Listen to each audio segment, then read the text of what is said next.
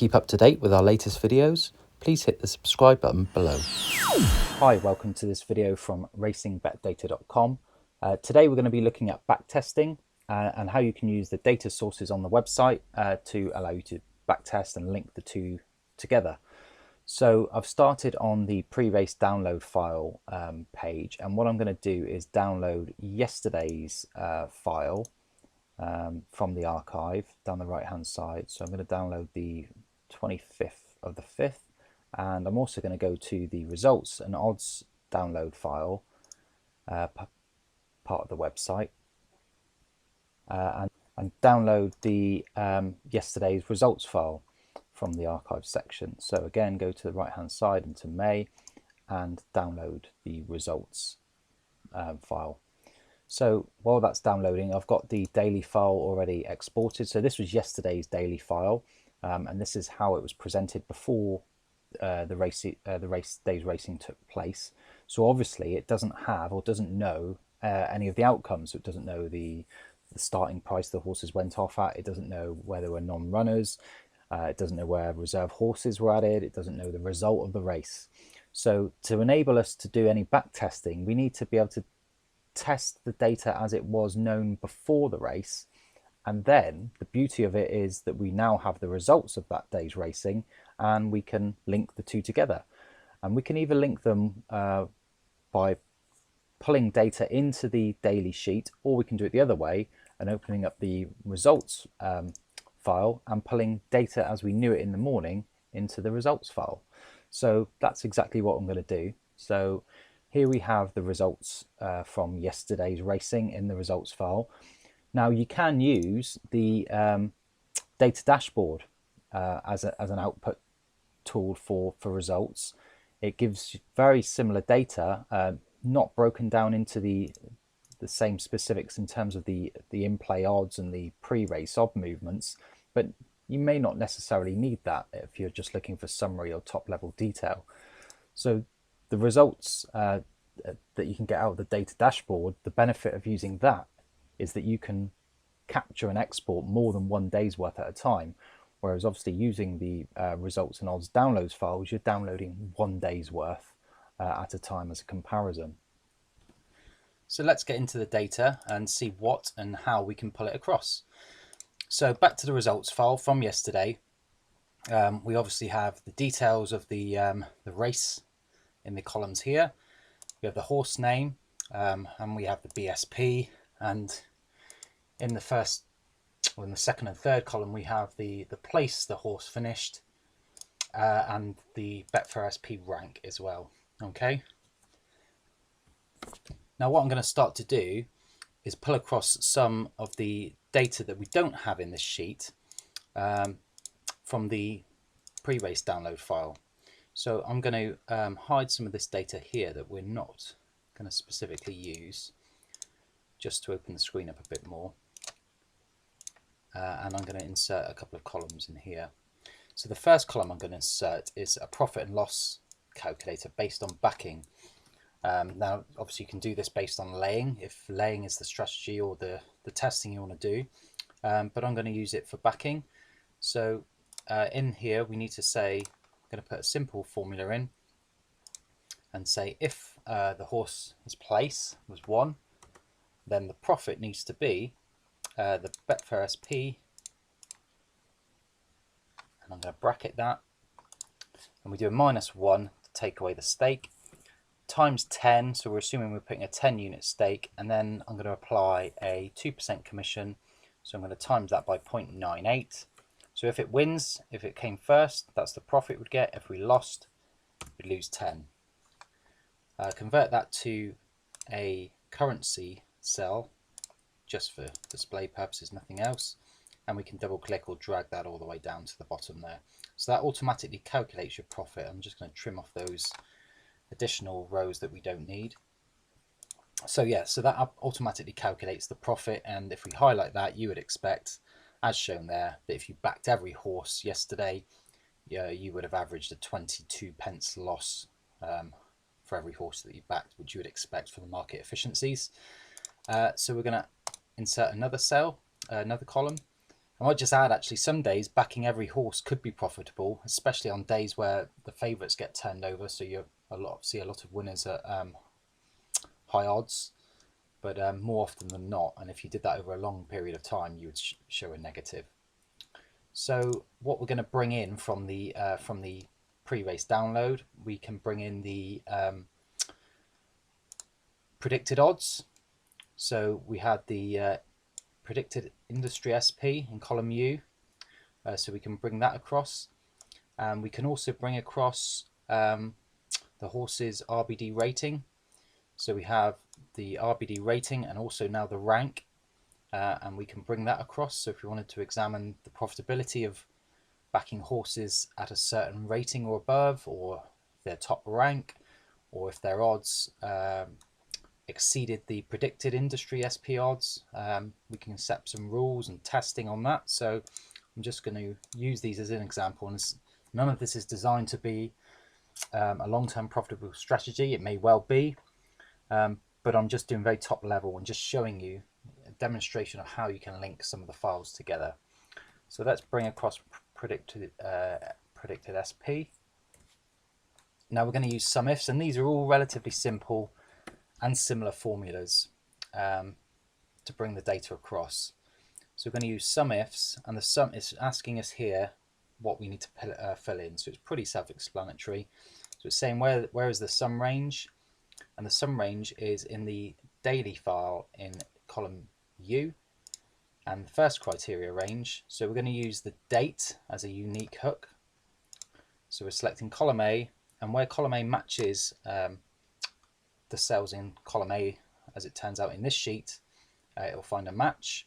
And then we want to drill down a bit more, so we want to perhaps look at the race time, where the time matched, and we want to look at the horse name. So I'm being quite specific here.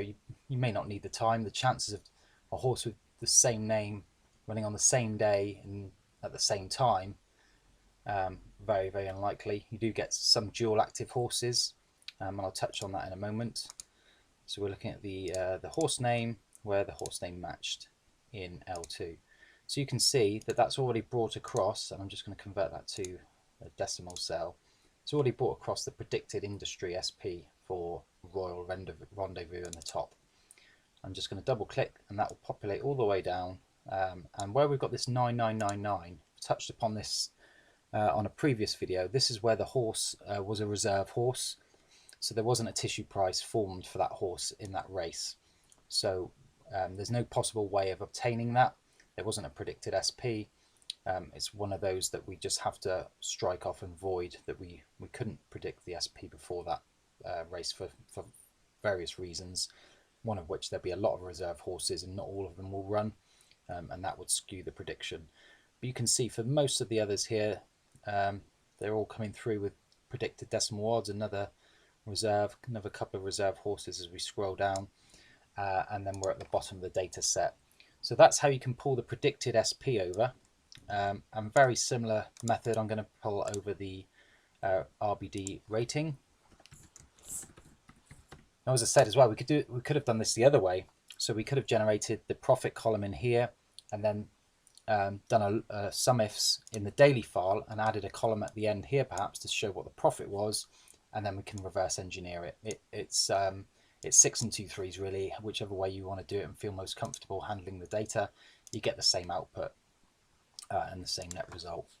So we're going to use SUMIFS again, and this time we're going to be looking at column A, AQ, where's the RBD rating, where the criteria range.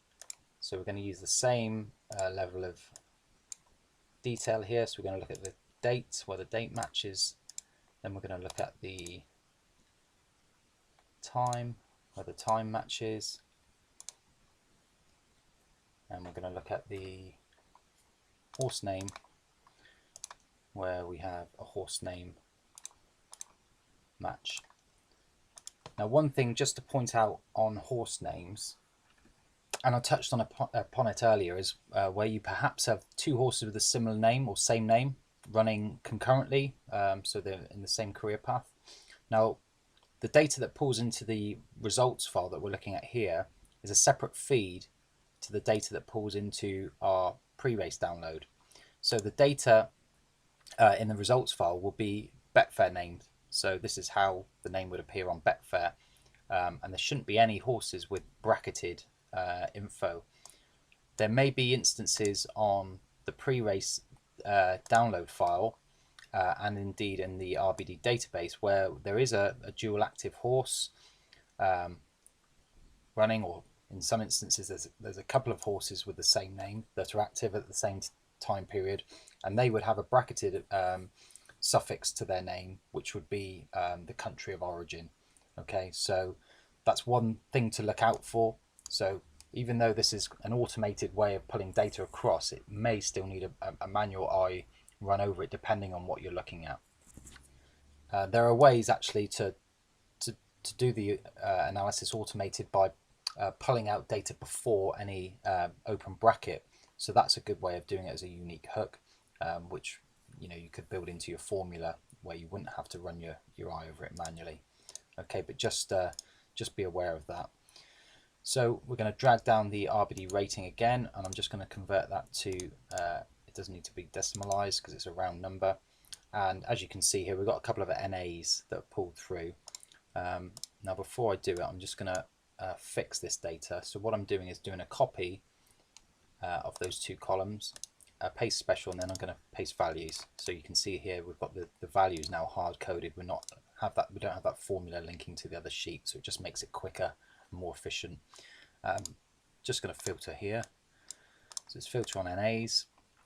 So you can see here that there were 5 horses that didn't have an RBD rating, and instantly we can see that these were horses without a predicted SP, or an SP that's been defaulted to 9999, and that indicates that those horses were reserve horses, so weren't figured into the morning calculations. If I flick back to the pre-race download file and just apply a filter to that top header, I'm going to look at yesterday, and we can just do a quick check for where we have predicted industry SP of the 9999. So you can see there that's returned 22. So there were in fact 22 reserve horses across the course of the day, and of which only 5 of them ended up running. So you can see how it's a difficult task to factor in horses that more than likely will not be racing in that race. So that's why those are excluded with both the predicted SP and the RBD rating. So we can wipe those out. In fact, I'm just going to delete those from the data set, take that filter back off, and where we've got a 0, I think those are ones, yeah, those are just additional columns, rows, sorry, that I didn't remove from the bottom of the data set. So you can see there we've got no errors, we've got no zeros. Every horse left in this data set has now got an RBD rating attached to it that we've brought over from the pre-race download file. One more I'm going to add in, so I'm going to add in the new column, which is the RBD rank. Exactly the same process. So we could use, actually, let's demonstrate how we could use another method, more long-winded, but it's another option. So to use a VLOOKUP is one option, but in this instance it's not going to work, and I'll show you for why. So look at this top horse, Royal Rendezvous. If we were to do a VLOOKUP in the daily sheet, I'm just going to do a search for Royal Rendezvous. So if we were to do a VLOOKUP, it would find the way the VLOOKUP is structured is it returns the first row of data it encounters. So the first row of data it encounters for that horse is is in 2018, and it would be returning the data from that row, which is not what we want. We want the data from yesterday, as it is that we're looking at it. So the way around it is to build in a helper column. So I'm just going to insert and call this one conc, and we use a function called concatenate, which is basically to join. And what we're going to do is use the same 3 hooks, which is date, time, horse name, to get us our input.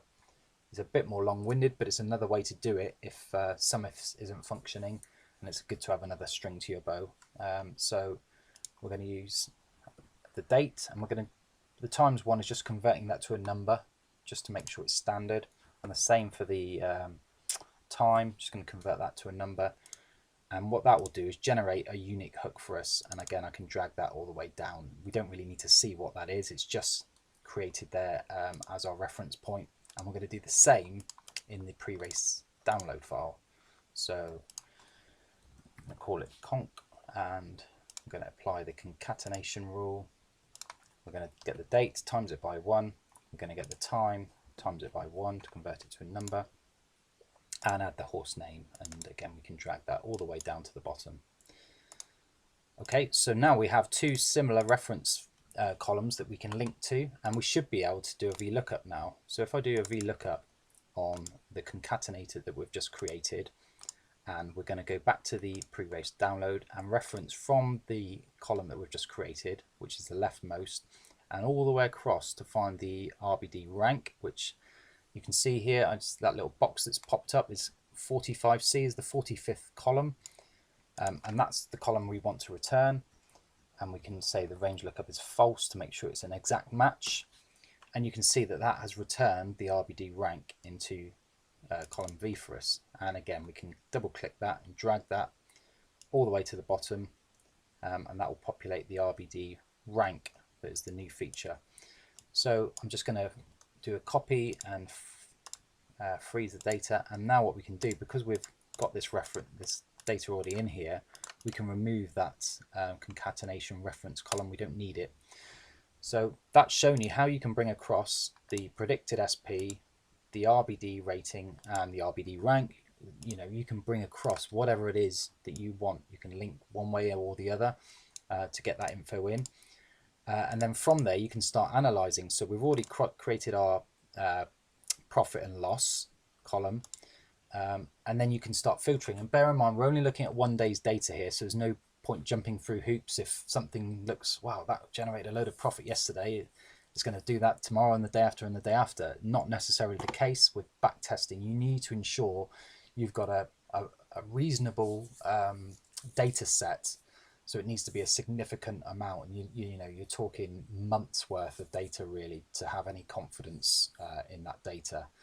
But this is the way to test. It's the way to start. And as I said, to save some time, instead of downloading all of the results files, you can go into the data dashboard and export a month or a couple of months worth of data in a chunk, which will allow you to reference into that data set using the methods I've shown you. Because you've got the date in there and the time and the horse name, you can pull the Betfair SP and the finishing place of the horse. So you'll have that information that way if you're doing a bulk assessment rather than what we're doing here, which is a daily one. Okay, so back to the results file, and what I'm going to do just for the example here, just to demonstrate what you can look at. So we're going to say, for instance, I'm going to put in another column here when we're looking at the predicted SP, greater than predicted. So I'm just going to put in a simple column here where it says if the predicted SP was less than the actual Betfair SP. Let's put, so you can put a yes, or you can put a 1, whatever you want to do. And if it's not, so if it was greater than, let's put a 0. And drag that all the way down. Now, so you have a 0 or 1. So where the predicted SP was less than the Betfair SP, it will give you a 0, sorry, a 1, and where it's greater than, it will give you a 0.